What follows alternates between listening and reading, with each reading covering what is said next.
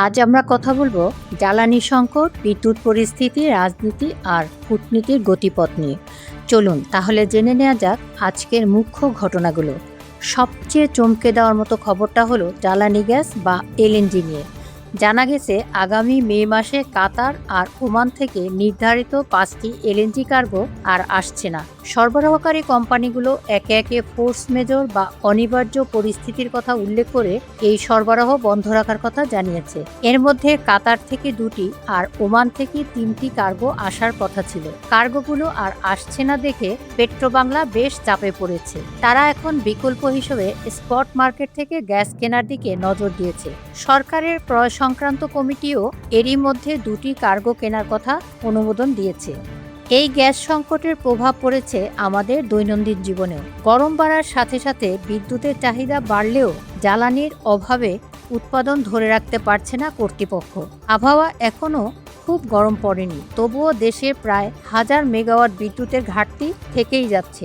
শহরের চেয়ে গ্রামের মানুষদের এই লোডশেডিংয়ের দুর্ভোগ বেশি পোহাতে হচ্ছে। দিনে অন্তত 2-3 বার বিদ্যুৎ চলে যাওয়া এখন গ্রামগুলোতে নিত্যদিনের ঘটনা। খবরে আরও বলা হয়েছে দেশের গ্যাস চালিত বিদ্যুৎ কেন্দ্রগুলো অর্ধেকেরও বেশি ক্ষমতা এখন অলস পড়ে আছে। বিশেষ করে ডিজেলের ক্ষেত্রে সরকারের প্রতি লিটারে 55 টাকা লস কিংবা ভর্তুকি দিতে হচ্ছে। হিসেব করলে দেখা যাবে শুধু ডিজেলেই প্রতিদিন সরকারের খরচ হচ্ছে প্রায় 75 কোটি টাকারও বেশি। এই বিশাল আর্থিক চাপ সত্ত্বেও ভোক্তাদের কষ্ট কমাতে বাজারের দাম স্থির রাখার সিদ্ধান্ত নিয়েছে সরকার। এদিকে মধ্যপ্রাচ্যের উত্তপ্ত পরিস্থিতির কারণে বিমান যোগাযোগেও নেমে এসেছে সংকট। ইরান, ইরাক, কুয়েত সহ বেশ কয়েকটি দেশের আকাশসীমা বন্ধ থাকায় বাতিল হচ্ছে অসংখ্য ফ্লাইট। ফলে বিপাকে পড়েছেন ট্রাভেল এজেন্সির মালিকরা। অফিসের ভাড়া আর কর্মচারীদের বেতন দিতে গিয়ে তারা এখন হিমশিম খাচ্ছেন। রাজনৈতিক ও কূটনৈতিক দিক থেকেও আগামী দিনগুলো বেশ গুরুত্বপূর্ণ। পররাষ্ট্রমন্ত্রী ডক্টর খলিলুর রহমান আজ ভারত সফরে যাচ্ছেন। এটি তার প্রথম সফর হওয়ায় বিষয়টি দুই দেশের পাশাপাশি আন্তর্জাতিকভাবেও খুব নজরদারির বিষয়। বিশ্লেষকরা মনে করছেন সুপার পাওয়ারদের সাথে ভারসাম্য রেখে জাতীয় স্বার্থ সুরক্ষা করা এবারের এই সফরের মূল চ্যালেঞ্জ। অন্যদিকে সংসদের 9ম দিনের অধিবেশনে বেশ কিছু গুরুত্বপূর্ণ বিল উত্থাপন করা হয়েছে। সরকার এখন সুপ্রিম কোর্ট সচিবালয় সংক্রান্ত অধ্যাদেশ বাতিল করার উদ্যোগ নিয়েছে। এছাড়াও জাতীয় মানবাধিকার কমিশন আইন 2009 পুনর্বহাল করার জন্য বিল উত্থাপন করা হয়েছে। পররাষ্ট্রমন্ত্রীর ভারত সফরের মধ্য দিয়ে কী অর্জন করতে চায় বিএনপি সরকার? তারেক রহমানের নেতৃত্বে বিএনপি সরকার গঠনের পর এবার প্রথমবারের মতো ভারত সফরে যাচ্ছেন পররাষ্ট্রমন্ত্রী খলিলুর রহমান। মঙ্গলবার ঢাকা ত্যাগ করে তিনি দিল্লির উদ্দেশ্যে রওনা হবেন। গত 1.5 বছর ধরে দুই দেশের মধ্যে যে দূরত্ব বা টানাপোড়েন লক্ষ্য করা যাচ্ছিল, সেই বরফ গলাতেই মূলত এই সফর। ঢাকা চায় দুই দেশের সম্পর্ক এখন গণতান্ত্রিক বাস্তবতার উপর ভিত্তি করে এগিয়ে যাক। সোমবার সাংবাদিকদের সামনে প্রধানমন্ত্রীর পররাষ্ট্র বিষয়ক উপদেষ্টা হুমায়ুন কবির বেশ স্পষ্ট কথাই বলেছেন। তিনি জানিয়েছেন শেখ হাসিনা এখন রাজনৈতিকভাবে অস্তিত্বহীন, তাই ভারতের সাথে এখন বাংলাদেশের নতুন সম্পর্কে শুরু হওয়া উচিত।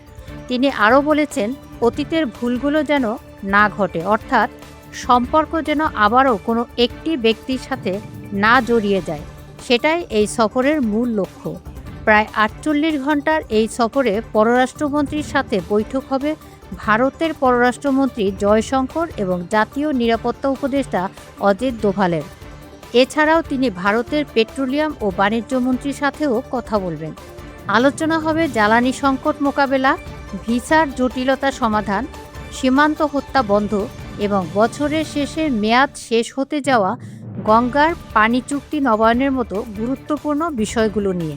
এই সফরের আরেকটি বিশেষ দিক হলো দিল্লি সফর শেষে ভারতের পররাষ্ট্রমন্ত্রীর সাথে একই ফ্লাইটে মরিশাস যাচ্ছেন খলিলুর রহমান। মরিশাসে ইন্ডিয়ান ওশান কনফারেন্সে অংশ নিতে যাওয়ার পথে এই 7-8 ঘন্টার ফ্লাইট জুড়ে দুই নেতার মধ্যে ব্যক্তিগত আলোচনার বেশ সুযোগ থাকছে, যাকে অনেকেই পরস্পরকে বোঝার সফর বলেও অভিহিত করেছেন। বিশ্লেষকরা মনে করছেন দীর্ঘদিনের সম্পর্কের টানাপোড়েন কাটিয়ে এখন দুই দেশের মধ্যে সম্পর্কের একটা নতুন গতিপথ তৈরি হচ্ছে।